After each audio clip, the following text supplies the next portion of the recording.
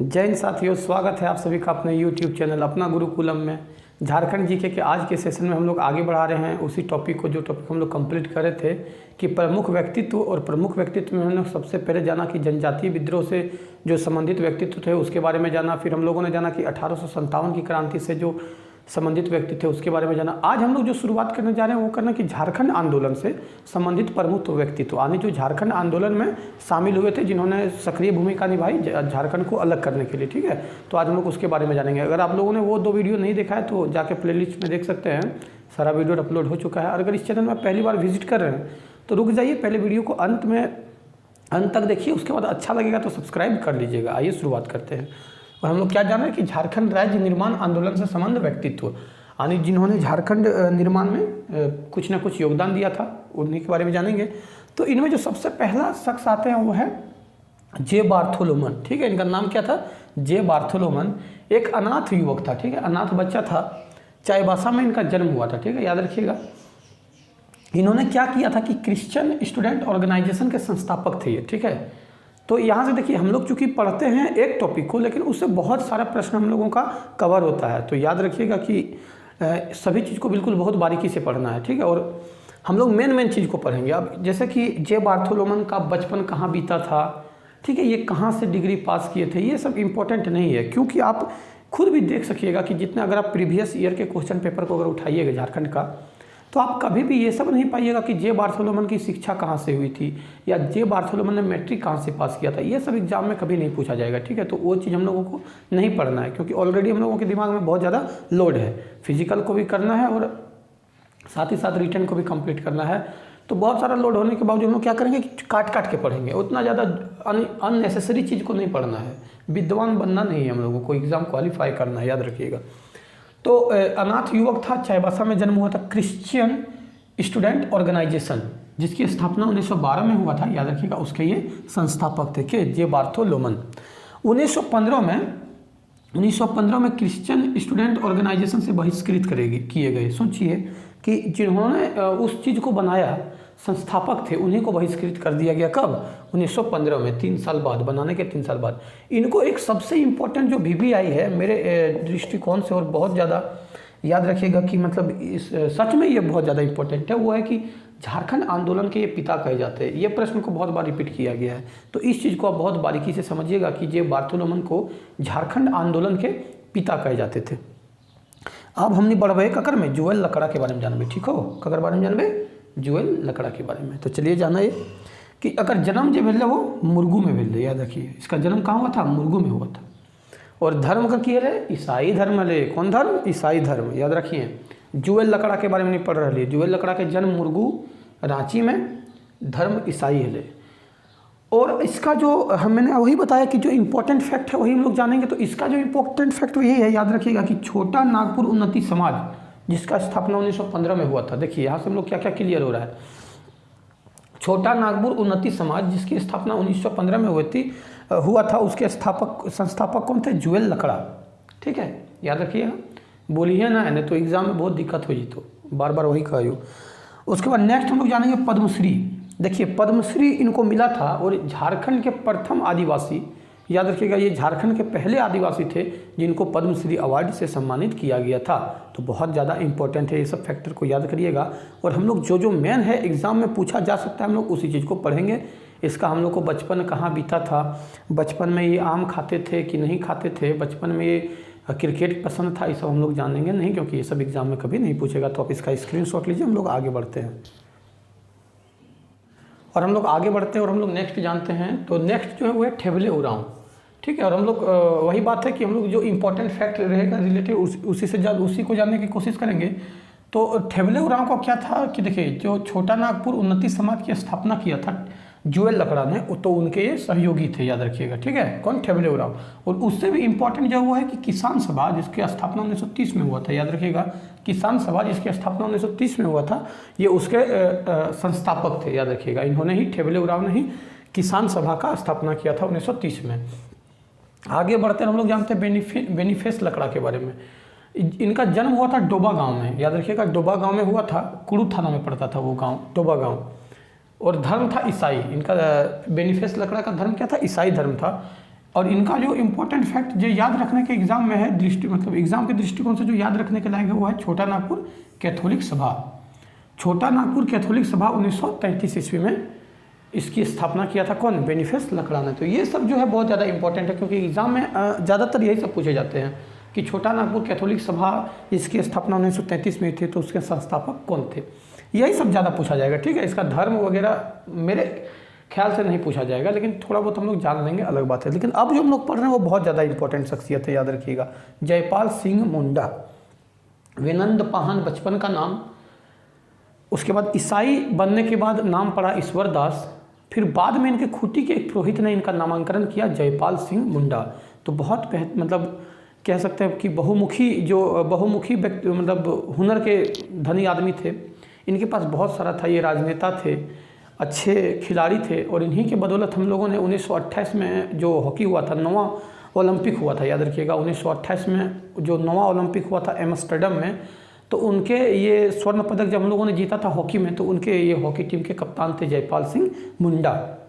बहुत इंपॉर्टेंट शख्सियत है झारखंड के दृष्टिकोण से। तो चलिए हम लोग आगे बढ़ते हैं। जन्म इनका हुआ था 3 जनवरी 1903 को। याद रखिएगा कि इनका जो जन्म हुआ था, जयपाल सिंह मुंडा का जो जन्म हुआ था वो 3 जनवरी 1903 ईस्वी को टकरा गांव, ठीक है, खूंटी के टकरा गांव में हुआ था। किनका जन्म? जयपाल सिंह मुंडा का।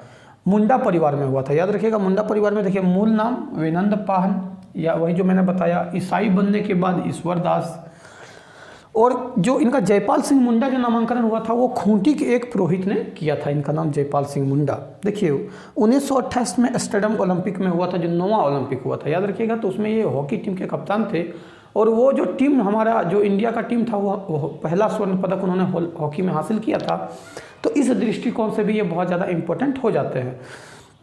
उसके बाद ये तारा मजूमदार जो कांग्रेस के जो प्रथम अध्यक्ष थे, कौन?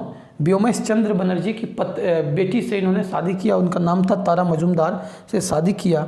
1939 में इन्होंने आदिवासी महासभा का गठन किया। 1939 में क्या किया? झारखंड को एक अलग राज्य बनाने के लिए इन्होंने क्या किया? आदिवासी महासभा का गठन किया। लेकिन बाद में हुआ क्या कि इस नाम के कारण, जो आदिवासी महासभा था, इस नाम के कारण इसमें अन्य जाति के लोग नहीं जुड़ पाए। इनको लगा कि सिर्फ एक कास्ट के मतलब ये में हम नहीं जीत सकते, जब तक पूरा अखंड मतलब झारखंड को मैं एक साथ नहीं कर लेता हूँ। तो इन्होंने क्या किया कि इन्होंने इस आदिवासी महासभा का नाम जो है 1950 में चेंज कर दिया, और उसका नाम कर दिया झारखंड पार्टी। 1950 में क्या किया इन्होंने कि ये जो आदिवासी महासभा था इसका नाम चेंज किया, और 1950 में इन्होंने उसको कर दिया झारखंड पार्टी का नाम। यानी 1950 में झारखंड पार्टी की स्थापना भी कहीं ना कहीं इन्होंने ही किया, जयपाल सिंह मुंडा ने।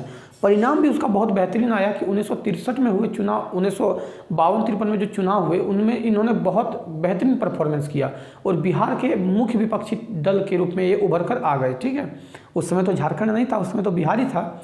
तो बिहार के जो विपक्षी दल के मतलब विपक्षी पार्टी थे उसके रूप में ये उभर कर आए। लेकिन कांग्रेस ने एक गेम खेल दिया, और इनको क्या किया कि 1963 से झारखंड पार्टी से ही अलग करके और झारखंड पार्टी को विलय कर दिया, कांग्रेस में दिमाग लगा दिया। इनका अंतिम समय जो था जयपाल सिंह मुंडा का, वो बहुत मतलब कठिनाइयों में भी था। ये जो नहीं चाहते थे वही सब हो रहा था, तो ये सब देख के मतलब बस कह सकते कि मूर्त बने हुए थे। इनका अंतिम समय बहुत अच्छा नहीं बीता, और फाइनली 1970 में दिल्ली में इनका ब्रेन हेमरेज के कारण इनकी मृत्यु हो गई। लोग इन्हें प्यार से मरांग गोमके भी कहते थे, और जयपाल सिंह मुंडा को, क्योंकि बहुत मतलब झारखंड के दृष्टिकोण से बहुत इंपॉर्टेंट शख्सियत थे। ठीक है, तो इनको याद रखना है। इनके बारे में जो हर एक पॉइंट मैंने बताया है वो छोटी छोटी पॉइंट को याद रखना। चलिए एक बार हम लोग फिर से इनके बारे में थोड़ा सा रिपीट कर लेते हैं, क्योंकि ये एग्जाम के दृष्टिकोण से बिरसा मुंडा, तिलका मांझी, सिद्धू कान्हू, जयपाल सिंह मुंडा, शिबू सोरेन, ये सब बहुत ज़्यादा इंपॉर्टेंट हो जाते हैं दोस्तों, इसलिए इन लोगों के बारे में खासा याद रखना है। ठीक है, जन्म हुआ था 3 जनवरी 1903 ईस्वी को टकरा खूंटी में इनका जन्म हुआ था। इनका मूल नाम था विनंद पाहन। ईसाई बनने के बाद इनका नाम हो गया ईश्वर दास। उसके बाद में खूंटी के एक पुरोहित ने इनका नाम कर दिया जयपाल सिंह मुंडा। तारा मजूमदार जो कि कांग्रेस के प्रथम अध्यक्ष व्योमेश चंद्र बनर्जी की बेटी थी, उनसे इनका विवाह हुआ। ये 1928 में जो 9वां ओलंपिक हुआ था एम्स्टर्डम में, उनमें हॉकी टीम के एक कप्तान थे, जिन्होंने जिस हॉकी टीम ने भारत में पहला स्वर्ण पदक जीता था हॉकी के लिए। उसके बाद 1939 में इन्होंने क्या किया कि झारखंड को अलग करने के लिए इन्होंने एक पार्टी बनाया, आदिवासी महासभा। लेकिन बाद में इन्होंने देखा कि इस पार्टी से सिर्फ आदिवासी मतलब समुदाय के लोग ही मेरे से जुड़ पा रहे हैं, तो इन्होंने इस पार्टी का नाम 1950 में बदल दिया और नाम कर दिया झारखंड पार्टी। इस पार्टी का इस जो इनका नामांकन जब चेंज हुआ तो असर भी अच्छा पॉजिटिवली दिखा और 1952-53 के हुए चुनाव में इन्होंने बहुत बेहतरीन परफॉर्मेंस करते हुए बिहार के एक मुख्य विपक्षी दल के रूप में उभर कर आए। ठीक है, और बाद में इनको 1963 में उस पार्टी से कांग्रेस ने निकाल दिया और झारखंड पार्टी को कांग्रेस में विलय कर लिया। फाइनली इनका 1970 में मृत्यु हो गया ब्रेन हेमरेज के कारण दिल्ली में। तो लोग इनको प्यार से मरान गोम के भी कहते थे। याद रखिएगा इन्होंने दूसरी शादी भी किया था जहां आरा से, और जहां आरा कौन थे, तो अंग्रेज़ के एक अधिकारी की मतलब वाइफ थी जिनको अंग्रेज़ ने डिवोर्स दे दिया था, तो उनके साथ इन्होंने दूसरी शादी की थी। तो आइए हम लोग आगे बढ़ते हैं, इसका पहले स्क्रीनशॉट ले लीजिए और आगे बढ़ते हैं। हम लोग नेक्स्ट जानते हैं। नेक्स्ट है बागुन सुम्बरई। याद करिए हम लोग अभी जब करंट अफेयर पढ़ रहे थे झारखंड करंट अफेयर का, तो प्रमुख जो निधन हुआ था उनमें इनका नाम हम लोगों ने पढ़ा था बागुन सुम्बरई का। तो इनके बारे में जानते हैं कि 1967 में ऑल इंडिया झारखंड पार्टी की इन्होंने स्थापना की थी। ठीक है, कब? 1967 में ऑल इंडिया झारखंड पार्टी की स्थापना। और सबसे इम्पोर्टेंट जो इनके बारे में याद रखना है वो कि झारखंड विधानसभा के प्रथम उपाध्यक्ष चुने गए थे। झारखंड विधानसभा के प्रथम उपाध्यक्ष चुने गए थे, याद रखिएगा। ठीक है, हम लोग नेक्स्ट बढ़ते हैं और नेक्स्ट है कार्तिक उरांव। याद रखिएगा कार्तिक उरांव जन्म हुआ था करौंदा गांव। ये भी जयपाल सिंह मुंडा की तरह ही बहुत मतलब कह सकते हैं कि धनी आदमी थे, मतलब हुनर के तौर पर बहुत धनी आदमी थे। ठीक है, जन्म कार्तिक उरांव जन्म हुआ था करौंदा गांव गुमला में। ठीक है, ब्रिटेन के परमाणु विद्युत संयंत्र हिक्सले पॉइंट के डिजाइनर थे। सोचिए ये ब्रिटेन से पढ़ाई किए थे इंग्लैंड, मतलब जाके सोच सकते हैं कि ब्रिटेन के परमाणु विद्युत संयंत्र जो हिक्सले पॉइंट है उसके ये डिजाइनर थे। तो आप समझ सकते हैं कितने इंपॉर्टेंट मतलब जानकार आदमी होंगे। ठीक है, कितने जानकार आदमी होंगे और झारखंड के दृष्टिकोण से एग्जाम में कितना इंपॉर्टेंट हो सकता है। 1961 में ये ब्रिटेन से भारत आ गए और आने के बाद HEC के सुपरिटेंडेंट के पद पर इनकी जो अनुशंसा की किन्होंने प्रधानमंत्री जवाहरलाल नेहरू ने। ठीक है, जवाहरलाल नेहरू ने HEC के सुपरिटेंडेंट के पद पर इनको मतलब अनुशंसा किया कि ये इनको रखा जाए। सोच लीजिए कितने जानकार आदमी थे। 1967 में सांसद बने, लोकसभा सांसद बने, कहाँ से? लोहरदगा से 1967 में। और 1968 में इन्होंने क्या किया कि अखिल भारतीय आदिवासी विकास परिषद का गठन किया। 1968 में अखिल भारतीय आदिवासी विकास परिषद का इन्होंने गठन किया। और इन सभी थोड़ा सा इंपॉर्टेंट ये हो जाता है कि जो आरक्षण का अवधि जो बढ़ाने में इनका मेन योगदान है और उच्च न्यायालय के गठन में भी इनका बहुत ज़्यादा योगदान रहा था कार्तिक उरांव के बारे में। तो हम लोग इतना जाने, अब इसका स्क्रीनशॉट लीजिए, हम लोग फिर आगे बढ़ते हैं।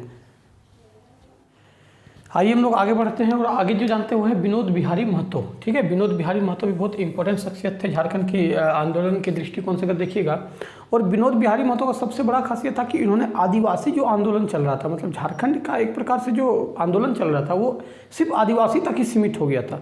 तो इन्होंने क्या किया, विनोद बिहारी महतो ने इसको आदिवासी आंदोलन से हटाकर पूरे झारखंड का आंदोलन बना दिया इन्होंने।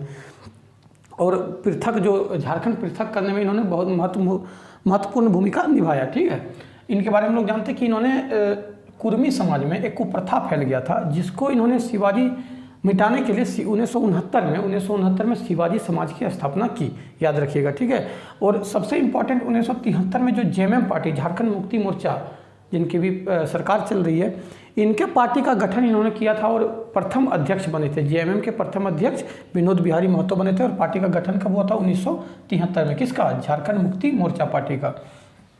याद रखिएगा बाद में इन्होंने टुंडी विधानसभा और गिरिडीह लोकसभा से प्रतिनिधित्व भी किया। लोग इनको प्यार से बाबू कहते थे, याद रखिएगा, इनको प्यार से लोग क्या कहते थे? बाबू कहते थे। किनको? विनोद बिहारी महतो को, याद रखिएगा। इसलिए आप देखिएगा जब भी इनका नारा लगाया जाता है तो बाबू विनोद बिहारी महतो जिंदाबाद ऐसा नारा लगाया जाता है। तो याद रखिएगा बहुत इंपॉर्टेंट शख्सियत है। नेक्स्ट हम लोग बढ़ेंगे शिबू सोरेन, और इनका नाम मतलब जिक्र होने के साथ ही पता चल जाता है कि कितने, मतलब ये कहने का जरूरत ही नहीं है कि कितने इंपॉर्टेंट थे ये। शिबू सोरेन जन्म हुआ 1942 में, कहाँ पे? नेमरा रामगढ़ में, याद रखिएगा। जन्म कब हुआ? 1942 में, नेमरा रामगढ़ में। पिता सोबरन मांझी और माता सोना मनी।